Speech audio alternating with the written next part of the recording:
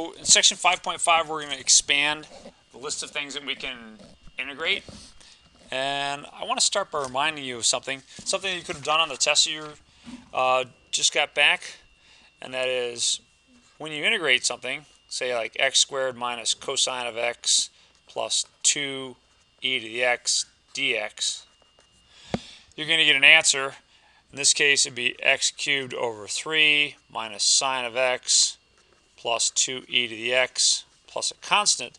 But how could you check that? If you're looking at that and going, you know, that just, I don't know, I'm not sure about that. How could you check that? Yeah, take its derivative. Sure. If you take its derivative, you should get exactly the integrand. And in general, what we get is something that looks like this. That is, if you differentiate the integral of some function, then what do you get? You get that function, right? Because these two operations cancel each other out.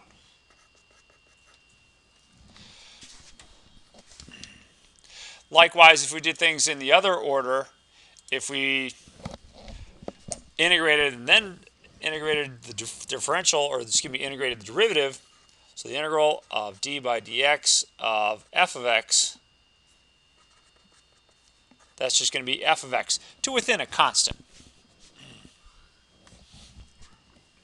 Okay, so what I'm trying to relate to you here is that, or remind you of, is that the integral and the derivative are opposite operations. They're inverses of each other. What one does, the other one undoes. So let's kind of extend that idea a little bit and look at or remind ourselves of the chain rule. So suppose I asked you to find the derivative of g of f of x. So this is the chain rule. It's the derivative of the outside times the derivative of the inside. In other words, g prime of f of x times what? Times f prime. Good. Times f prime of x. Okay. Well, let me just make a little substitution in all this, just to kind of rewrite it a little bit. I'm going to let u equal f of x. So I'm going to make that substitution. How is that going to affect my rule here? Well, d by dx of g of u is going to be g prime of u times du by dx. So just kind of rewriting it. Now, what's the point in this? Where is it all going? Well, what I'm trying to work towards is a little trick that we can use in integration. When you see that part of your function is the derivative of another part, so that you have a u and essentially a u prime. So g prime of u times u prime. So if you have this kind of relationship, really what you have, or what you could rewrite this as the derivative with respect to x of g of u. And if you can write it like that, then when you integrate the integral of the derivative of g of u, or g prime of u, I guess I don't need that there, because I'm taking the derivative. These two operations are going to cancel each other out. I'll get g of u plus your constant. So if I can somehow or another think of my integrand as being the derivative of some function, then that's great. Then all I have to do is find the antiderivative. So that's where we're headed. It's a clever way to try and integrate a wider class of functions. It's going to expand the things that we can integrate. The trick in all this is going to be figuring out, well, what do I let u equal? Because if I can figure out what u is, and then rewrite my function so that part of it is the derivative of another part, then I'm in good shape. So right now this seems kind of theoretical. Let's put some actual problems to it and see exactly what I mean. So we'll start with problem number 6.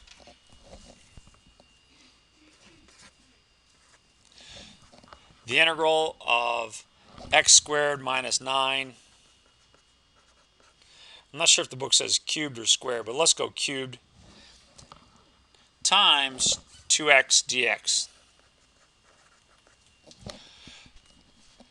Now this isn't necessarily the best example because you could do this in other ways. You could actually cube this all out, distribute the 2x, then you have a polynomial which you can integrate.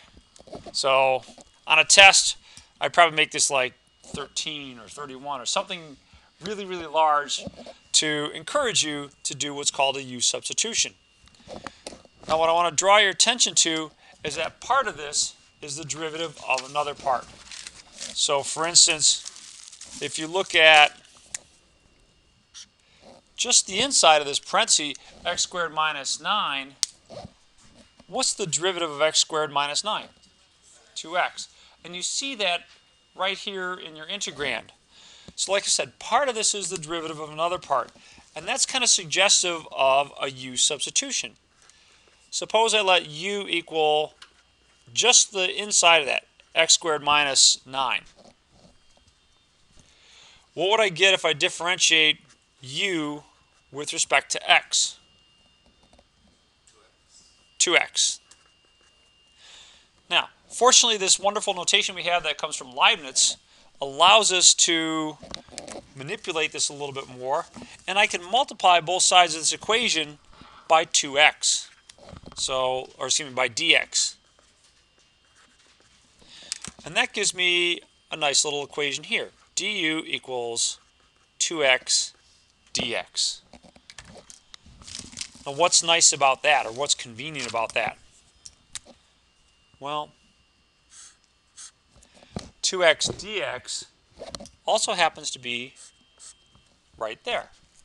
It's in my integrand, right? So what I can do now is I can complete this substitution. I can make this integrand into something that's a little bit easier to work with. Let's see here. Instead of x squared minus 9 cubed, what can I write? U cubed. And then instead of this, I can write du. Wow. Integral of u cubed du. I think most of us can do that one, right? What's that going to give us? U to the fourth over 4. All right, u to the fourth over 4. Let's not forget our constant. Now, originally we set out to try and find the antiderivative of some function of x. So let's go back and figure out what that's going to be. In this case, it's going to be x squared minus 9 to the fourth over 4 plus a constant. So there you go. That's our U-substitution. So what you have to do in these things is figure out, well, what part of this integrand is the derivative of another part? And that's what you're going to let u equal. And then you complete your U-substitution. Now, U-substitution is not going to work for everything.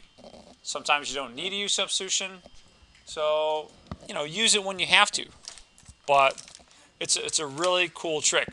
You're going to learn a lot of tricks for finding integrals and antiderivatives in Calc 2. But this is by far the best. Let's keep going. Let's try another one kind of like that one. Problem number 8.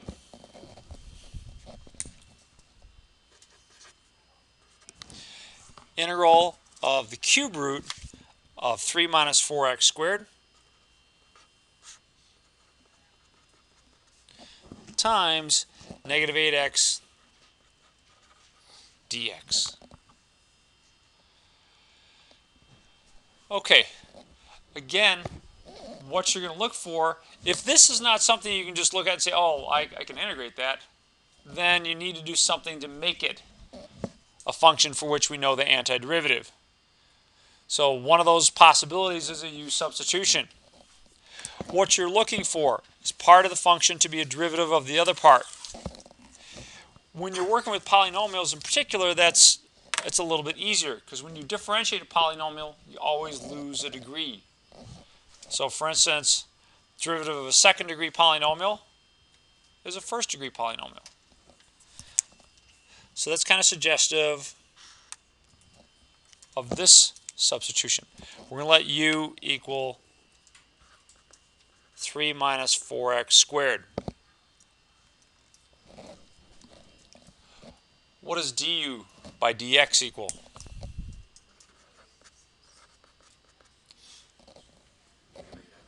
Negative 8x. Thank you.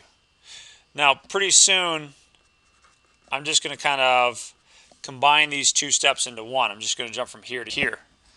So when you differentiate this with respect to x, you get this, and then multiply both sides by the differential. That's nice, though. The reason that's nice is because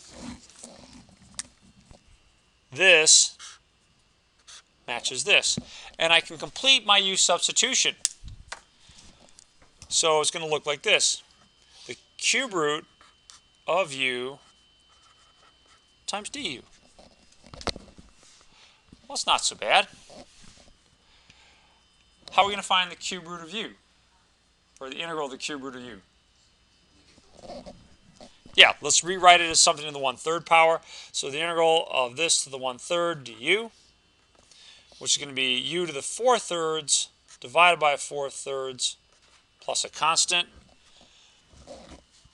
When you divide by a fraction, you multiply by the reciprocal, it's the same thing, so that's going to be 3/4.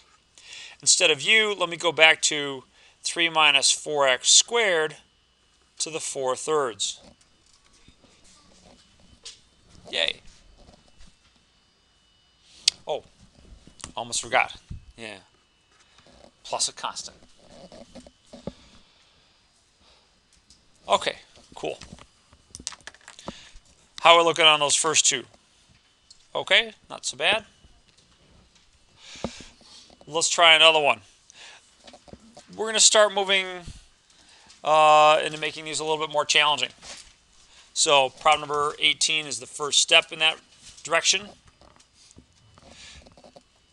The integral of x cubed over 1 plus x to the 4th squared dx. Okay. Say again? 1 plus x to the 1 plus x to the 4th, and then that quantity squared. Okay. So, a couple possibilities here in terms of what you could do for your substitution, but only one of them is going to work. You know, maybe we'll go back and take a look at this, you know, if you tried the wrong thing first. But for now, let's work on trying to get it right. When you take the derivative of a polynomial, you're always going to lose a degree. So you've got a polynomial of degree 4 here and a polynomial of degree 3 here. This I'd tend to make my choice for u, because when you differentiate a 4th degree polynomial, what are you going to get? 3rd degree polynomial. So that 3rd degree polynomial is going to be there. One of your challenges in working with these things is to figure out, well, what do I let u equal? And so what we're seeing in these first 3 examples is a big red flag for you. It's like, if you see polynomials, choose a higher degree for u, because when you differentiate, you're going to get a lower degree.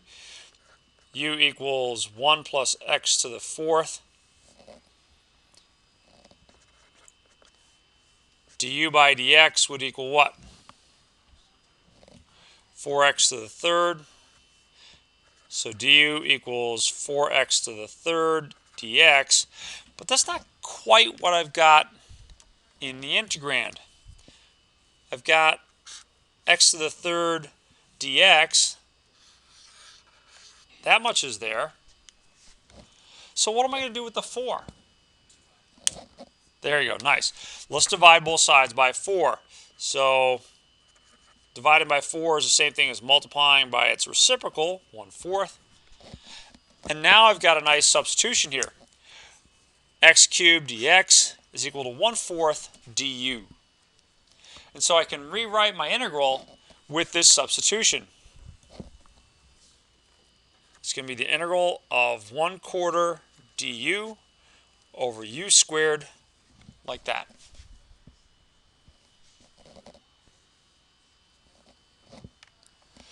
This turned it into something that we can integrate. You might want to clean this up a little bit.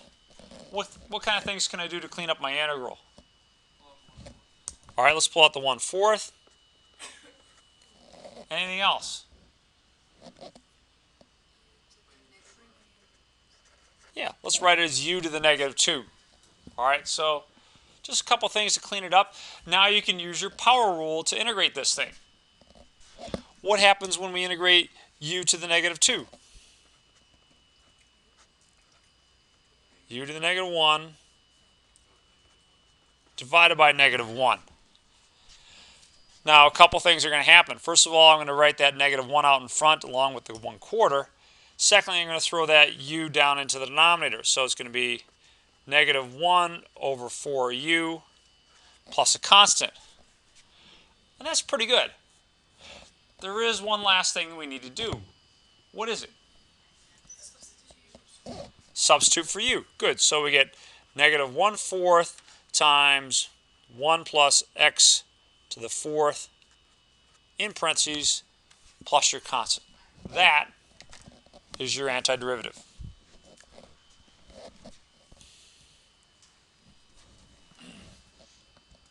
Okay. Looks good there. That's good. How are we doing on these so far? Okay.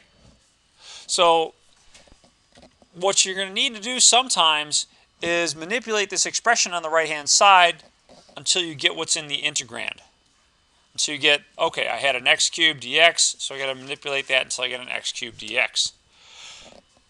While I have this here, let's just zoom out for a second and take a look at what happens if you chose the wrong thing for u. Now sometimes it's tempting to say, oh, well, let's let u equal 1 plus x to the 4th squared. That is the whole denominator. Well, if you did that, let's see what would happen. We get du by dx would be 2 times 1 plus x to the 4th to the first power times 4x cubed. And wow, 8x cubed times 1 plus x to the 4th. Good luck trying to find, a way to put that into here. You won't. One word of warning. Sometimes people will have an integral that mixes up u and x's. You need to be able to get rid of all the x's when you do your substitution. You can't have, x squared times u to the 1st or something like that. You have to be able to get rid of all of your x's when you do these types of substitutions. Okay, thumbs up on 18? Yep. Okay, good.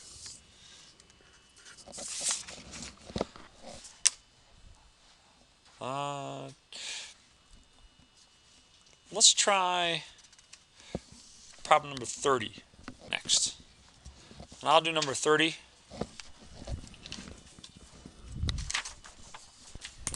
So, problem 30 is actually a differential equation, aka also known as difficult equations. X minus 4 over the square root of x squared minus 8x plus 1. And you're asked to solve for y. So let me manipulate the problem this way first. That is, I'm going to multiply both sides by dx. And then I'll get dy equals x minus 4 over the square root of x squared minus 8x plus 1 dx. But I'm interested in trying to find y. So can someone suggest a way that I can try and find y? Integrate. Absolutely. So I'll take the integral on both sides. On the left side, the integral of 1 is just going to be the antiderivative with respect to that variable. In this case, it's y. Don't bother putting in a constant because we're going to get a constant from the right-hand side. So it's on the right-hand side that we've got to do a little bit of work. I'm open to ideas. What can I do on the right-hand side to clean things up a little bit? U-substitution. What should I let U equal? Good. X squared minus 8x plus 1. Let me just jump to the fun part. Du is going to be 2x minus 8 dx. And unfortunately, that doesn't really match what I have here very well. Ah, good. Let's factor out the 2. 2 times x minus 4 dx, or 1/2 du equals x minus 4 dx. Perfect. That's exactly what we needed to do our U substitution.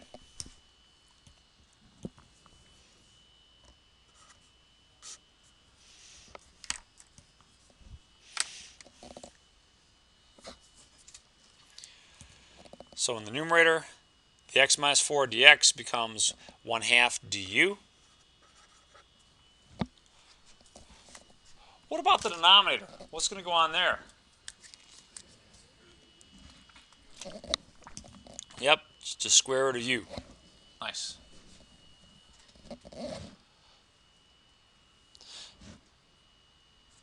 Ivan, how would you rearrange this? If you were going to keep going with this and integrate it, what would you do next?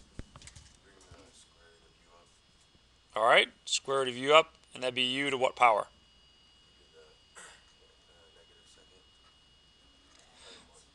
Negative 1/2. And then the 1/2, let's just take that out in front.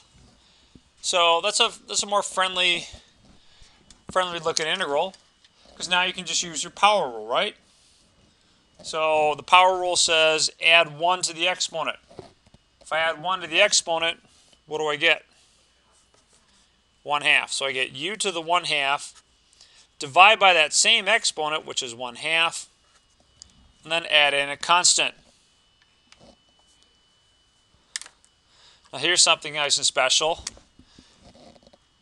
The 2 and the 1/2 here cancel. So just left with the square root of u plus a constant. And of course, u was x squared minus 8x plus 1. So square root of x squared minus 8x plus 1 plus a constant.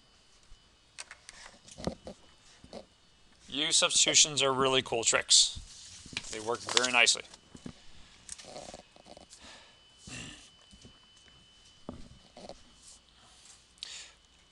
Let's extend these a little bit to some other types of problems. Let's take a look at problem number 40.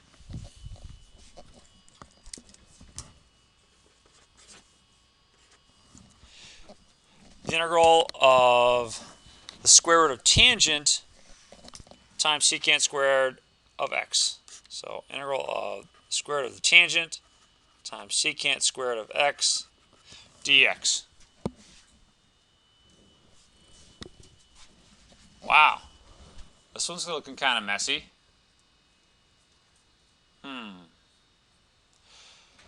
So when we're working with our polynomials, we're looking for part of the function to be a derivative of the other part when we're trying to integrate it. So do you see that? Is there a part of this that's the derivative of another part? Yep. Where is it? What can I let u equal? Just the tangent of x. So let's let u equal the tangent of x. Du is secant squared of x dx. And I'm kind of cutting out a step there. And again, that's perfect. This lines up with this. And you can make a direct u substitution. We get the integral of the square root of u du, or the integral of u to the 1/2 du.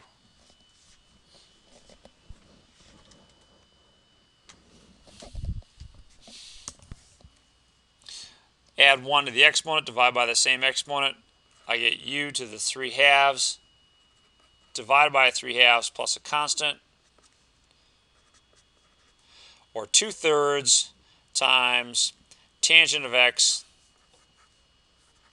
to the 3/2 plus a constant. So I did two things at the last step. Multiply by the reciprocal and I substitute back in for u.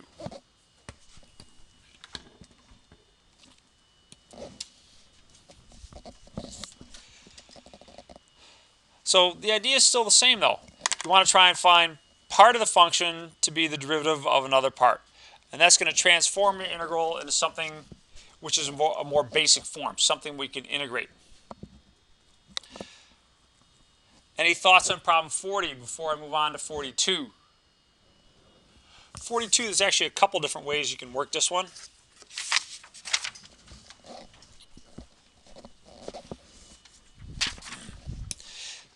The integral of sine over cosine cubed of x.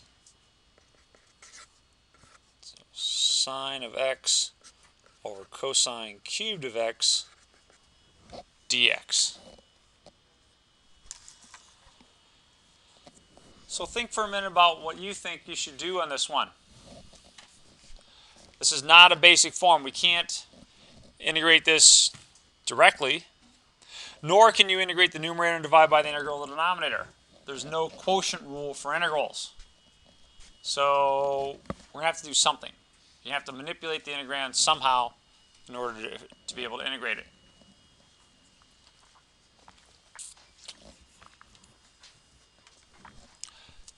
We'll tell you what, it's not a bad idea to look at some failures, because the biggest challenge that you're going to face is when you do these things, you say, well, I don't know, what should I let u equal?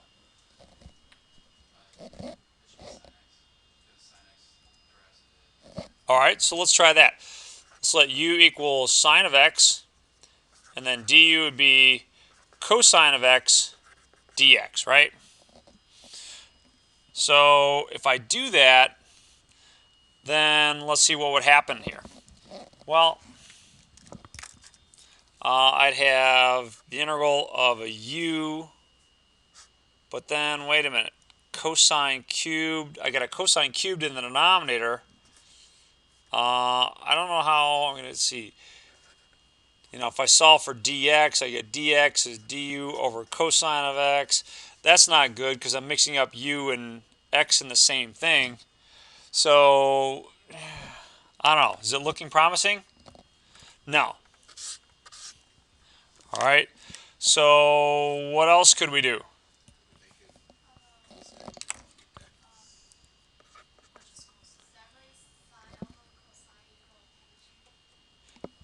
We'll go back and do that one in a minute. Yes. But let's look at one other potential failure, and that would be u equals cosine cubed of x. So if we did that, then what would happen? Here again, you'd have to use a chain rule. You get du would be 3 times cosine of x squared times the derivative of the inside. What's the derivative of the inside? Negative sine of x dx. Now looking at, this, I'm not going to find that in the numerator. It's just, I'm not going to be able to substitute and get rid of all of my x terms. So that one doesn't work. Okay, so what does work? I think a few of you suggested it. That was that we're going to let u equal the cosine of x, just the cosine.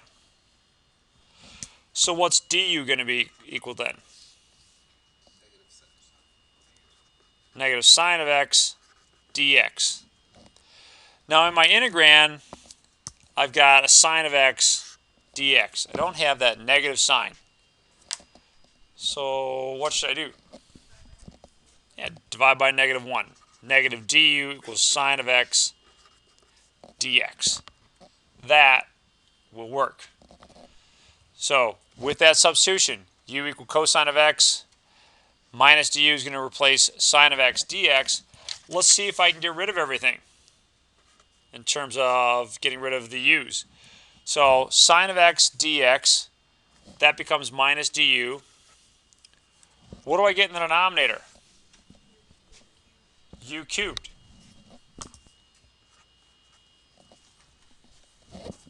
So if I got that, well, that's not so bad. Take the negative out front. take the u up into the numerator by giving it a negative exponent. And then we can integrate. It's going to be negative of u to the negative 2 divided by negative 2 plus a constant. A couple things are going to happen here. The negatives are going to cancel each other out. And then this u to the negative second is going to come to the denominator. So I'll get 1 over 2u squared plus a constant. Or better yet, 1 over, let's see, 2 times cosine squared plus a constant. Now there's actually a different way we can write this one. I'm going to pull the 1/2 out in front. But what's 1 over the cosine? Or 1 over cosine squared, however you want to think of it. Secant squared. Yeah, so this becomes secant squared. So there's one form of your final answer. I think if you left it like this, I'd be fine. But there's other ways to do this one as well. I think Boy suggested one. Are we okay with this first attempt, though? I mean, one of the things I want you to see is that, sometimes what you choose for u doesn't work out. If you can't get rid of everything and write it completely in terms of u, then you made the wrong choice of your selection for u. All right, so let's try this a different way. Just want to make sure, yep, still have sine. All right. So another approach on this one, with sine of x over cosine of x cubed dx, is to rewrite it. Write it as sine of x over cosine of x times 1 over cosine squared of x dx. How'd you come up with that so fast? That was really good. I mean, it was really clever. So let's rewrite that again. What's the first term? So it's the integral of tangent of x times what? Secant squared. Does that help? That should make for a quick U-substitution, right? What would I let u equal in this case? Tangent, right? So u equals tangent. Du is going to be secant squared of x dx. And again, I'm kind of skating by that one middle step there.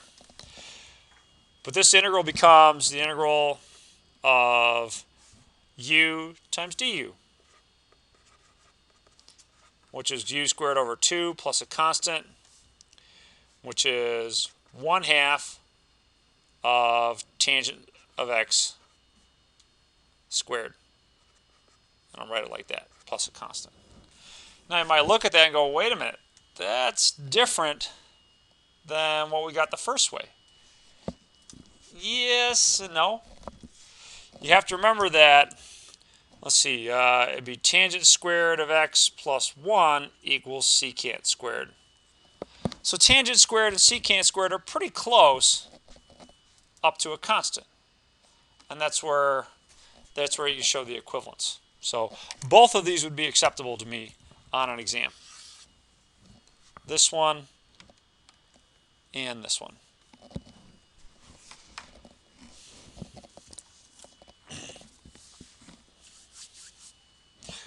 Okay.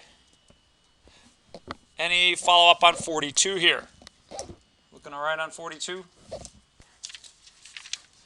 Coming up to a point where you're going to have to try one.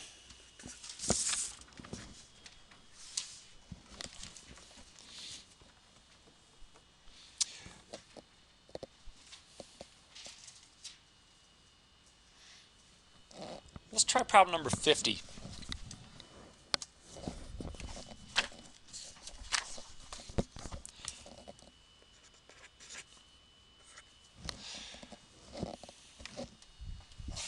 So the integral of e to the tangent of 2x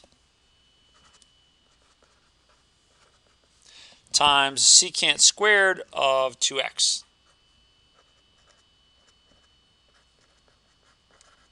dx.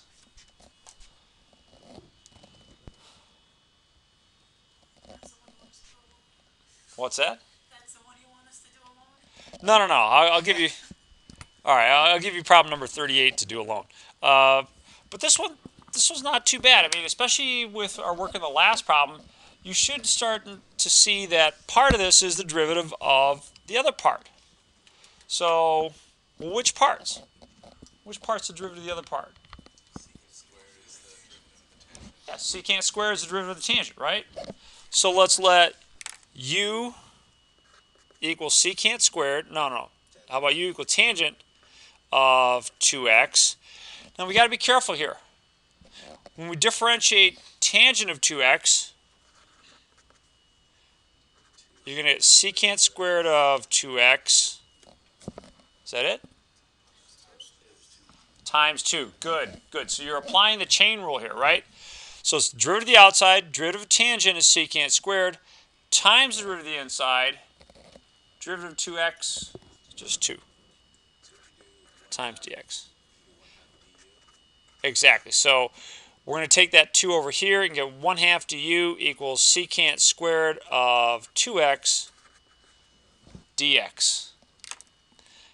And that part is in my integral. Right here and right there. They match. I like doing it. It's an even trade now. You don't have to think too much. So this is the integral of e to the u times 1/2 du,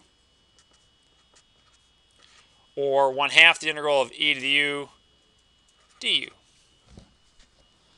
Ooh, trick question coming up. What's the integral of e to the u du? E to the u. Yeah, same thing. So the constant stays out in front. 1/2 e to the u plus a constant. Last but not least, u was tangent of 2x, so this is e to the tangent of 2x plus a constant. Yay.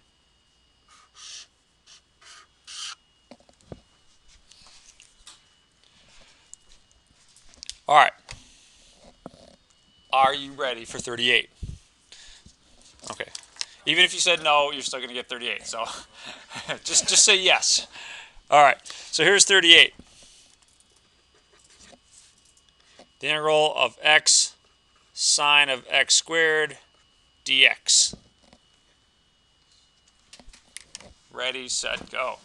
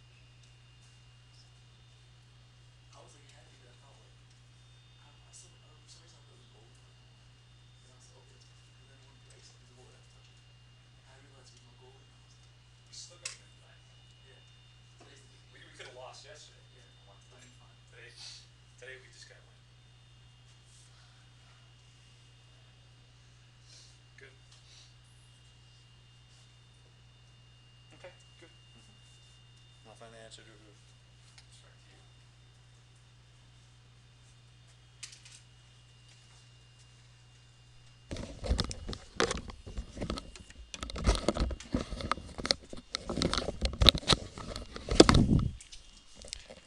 Okay, so we know how to integrate sine, but we don't have just sine. We've got sine of x squared, and then we got an x out front. Fortunately for us, part of this is the derivative of another part, and that's suggestive, right? So u could equal x squared, du equals 2x dx, and then 1/2 du equals x dx. And the x dx, let me rearrange this. Let's write it as sine of x squared times x dx. I sometimes take the time to do that because then it makes your U-substitution nice and clear.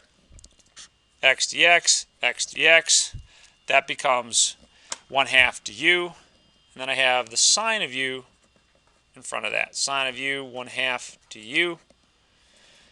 Bring the 1/2 out in front. What's the integral of the sine of u? Negative cosine. So I end up with 1/2 times, negative 1/2 times cosine of u plus your constant. So negative 1/2 cosine of x squared plus c. Okay, are you feeling more comfortable with these things? Good, good.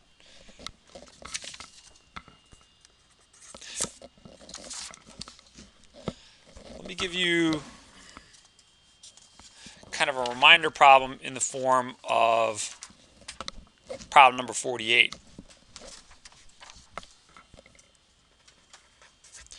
This is kind of been a little bit of a theme in this course, is working with stuff like this.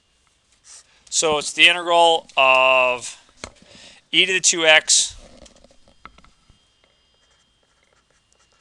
plus 2e to the x plus 1 over the e to the x dx. So, okay. Any suggestions on this one? It does look like e to the x plus 1 quantity squared. I did notice that as I was writing it down. But we're trying to find an antiderivative here. All right, I'm not going to let you sit and struggle with it too long. But one of the things we've done with a lot of integrals and derivatives in this course has been this. We rewrite them as the quotients. So I'm going to divide each of these terms in the numerator by e to the x. So guess what? We're not going to really need a U-substitution hardly at all in this one. Maybe for the last part of it, but not for the first couple parts. In the first part, what's e to the 2x divided by e to the x? E to the x. Second part is a 2. The third part, I'll rewrite as e to the negative x. Now these first two parts, you should be able to integrate without much thought, right? The integral of e to the x is just going to be e to the x. What's the integral of 2 dx?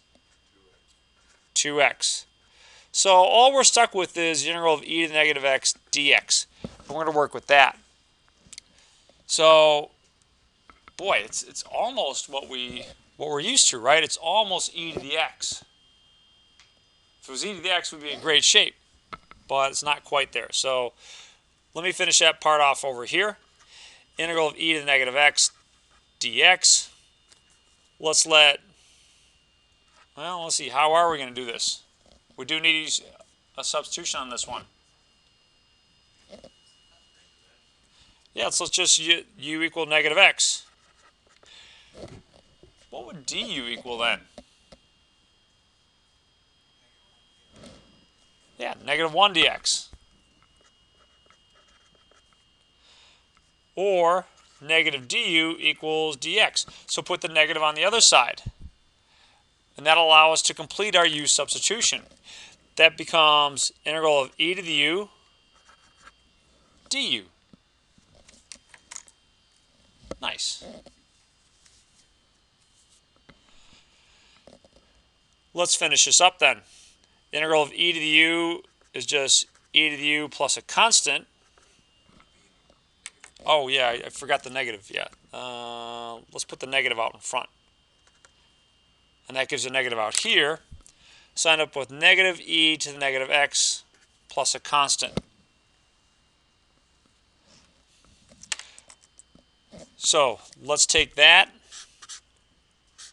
and put it into here to kind of complete this integration. And what we'll end up with is e to the x plus 2x minus e to the negative x plus a constant.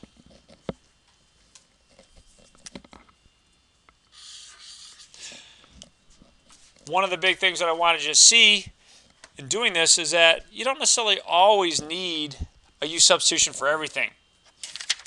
Okay, and this is a good trick. We've divided the numerator by the denominator in a lot of different situations in this course. So keep that in mind. It made this something much more manageable.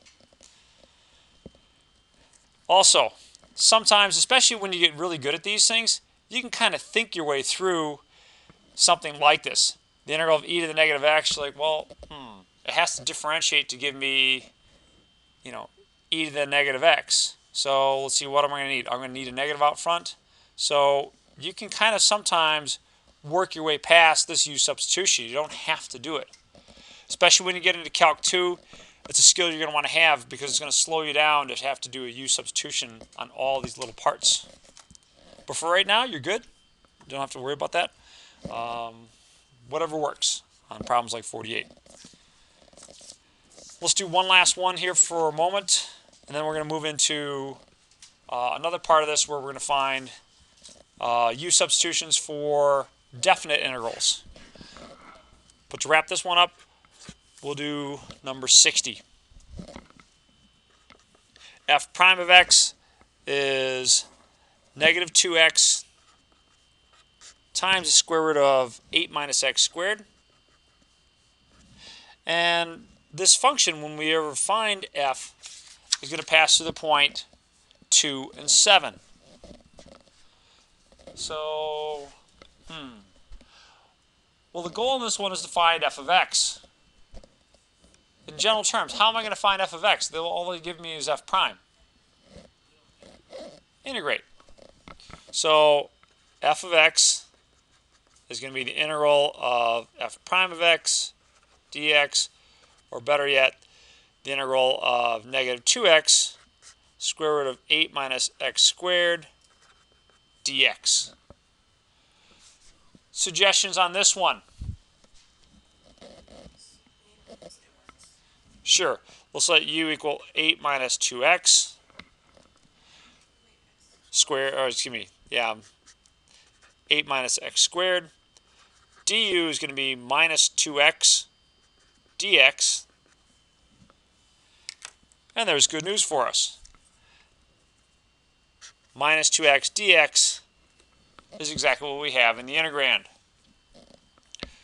So, okay, let's rewrite this further as a square root of u times du.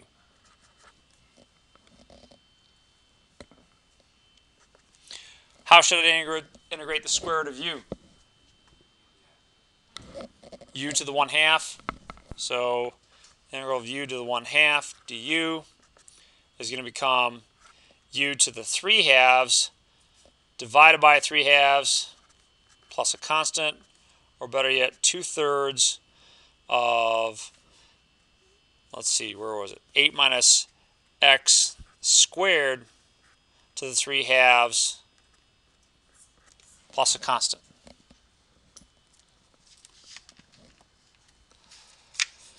So that's my f of x. 2/3, 8 minus x squared to the 3/2 plus a constant. But they gave us a little something else here in this problem that we haven't used yet. What is it? The 0.27. And what that point's going to allow us to do is going to figure out what the value of c should be for this problem. So let's use that. This is your x, this is your f of x, or your y. So let's plug that in here. F of x is 2/3 times 8 minus x squared to the 3/2 plus c. And f of 2, on the one hand, f of 2 is 2/3 of 8 minus 2 squared to the 3/2 plus a constant. On the other hand, f of 2 is just the y coordinate of that point, which is 7. So how does this simplify? Well, that means 7 equals 2/3. That's 8 minus 4 is 4. 4 to the 1.5 is 8. 8 times 2/3 is 16. So 2/3 of 8 plus c. So basically, I get 16/3 plus a constant. It'd be convenient for me if I wrote this as something over 3. What's 7 as something over 3? 21. And then you can see if you subtract this constant from both sides, c equals 5/3.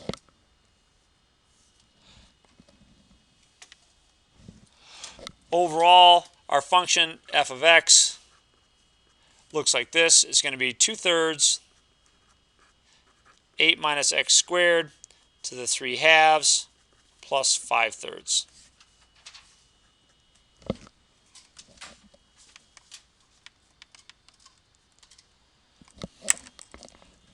Okay. How are we looking on 60? Good there?